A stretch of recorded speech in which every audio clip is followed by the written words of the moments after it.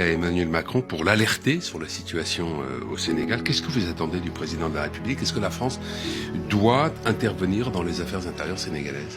Effectivement, je souhaitais ce matin parler avec vous de Dakar parce que, et j'ai plaisir à le faire, car dans beaucoup de médias français, c'est malheureusement des événements qui ne sont que très peu couverts. Il y a eu une vingtaine de morts depuis 2 jours à Dakar, une vingtaine de morts. La police de Macky Sall fait tirer sur la jeunesse, parce que cette jeunesse réclame quoi? Réclame finalement des élections présidentielles démocratiques l'année prochaine au Sénégal.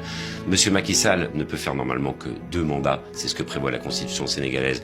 Tout laisse à penser qu'il se dirige vers un 3e mandat. Et oui, pour l'instant, il ne l'a pas dit. Certes, mais tout le laisse à penser. Et il instrumentalise la justice pour enfermer ses opposants politiques. Ça, c'est ce que vous affirmez. C'est une instrumentalisation de la justice. C'est une décision de la justice sénégalaise. On a quand même une série de procès à répétition qui ont été faits, par exemple, contre monsieur Ousmane Sonko et qui conduisent de manière assez opportune à son inéligibilité pour l'élection présidentielle de l'année prochaine. La France ne peut pas rester muette face à ça. La France va au Tchad pour finalement adouber le fils d'Idriss Déby. La France laisse Alassane Ouattara faire un autre mandat. Et au Sénégal, quand monsieur Macky Sall va visiblement violer les principes démocratiques, elle est silencieuse. Donc moi j'attends du président de la République une parole forte. Une parole qui consiste à dire non, la démocratie n'est pas à géométrie variable.